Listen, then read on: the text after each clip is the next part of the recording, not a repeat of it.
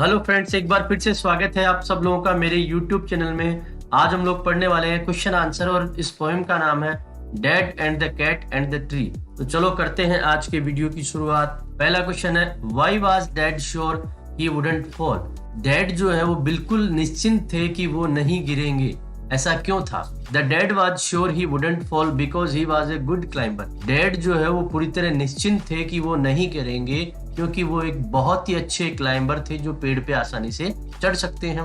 अगला क्वेश्चन है, which phrase in the poem expresses dad self confidence best. ऐसी कौन सी फ्रेज है जो हमारी पोएम में काम ली गई है जो डैड का जो सेल्फ कॉन्फिडेंस है उसको बताती है? यहाँ इसका जवाब है, right just leave it to me easy as winking to a climber like me. ये जो फ्रेज है राइट जस्ट या leave it to me easy as winking to a climber like me, ये फ्रेजेज ऐसी हैं जो इस पोएम में बताती है डैड के सेल्फ कॉन्फिडेंस को। Describe plan A and its consequences.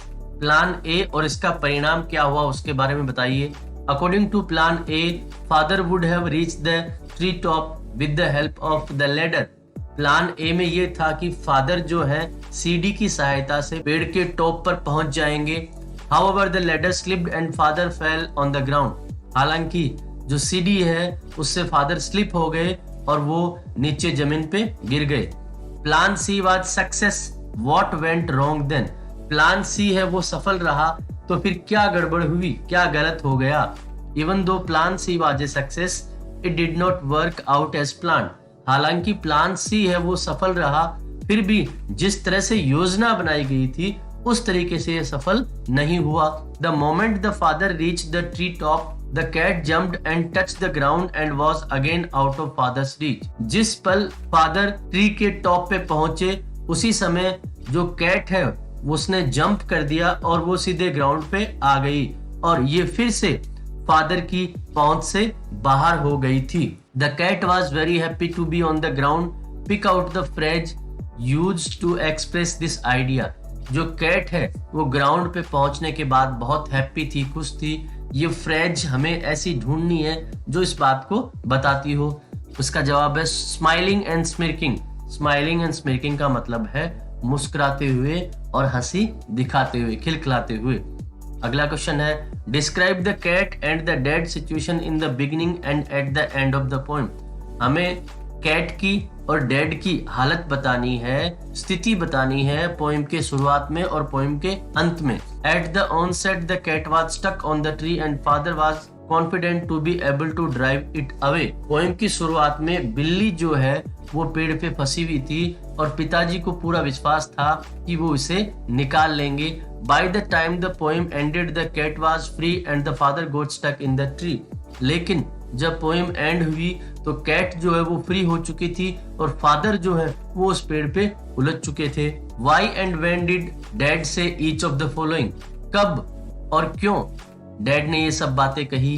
Fall, never mind, funny joke, rubbish. पहले का आंसर है फॉल उन्होंने कब कहा?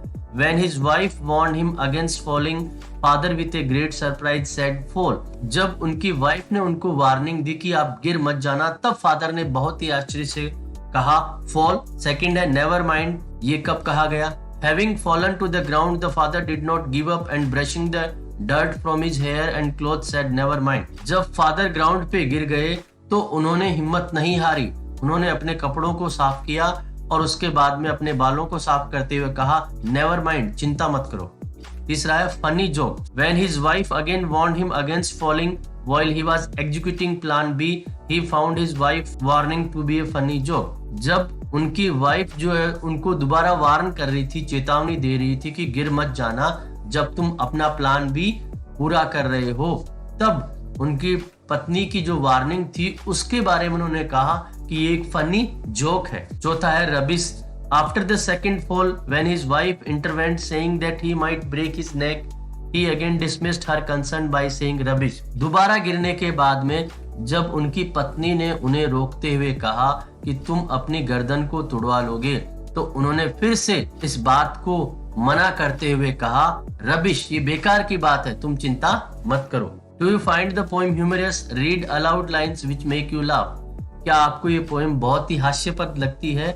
आपको वो लाइन बतानी है, बोलनी है जो आपको इसे हास्यपद साबित करती है। Of course the poem is full of humour. वास्तव में ये पोएम जो है हंसी मजाक से भरी हुई है। The narrator's father falling over and over again was quite humorous. Narrator के जो फादर बार बार गिर रहे हैं ये बहुत ही मजाकिया था।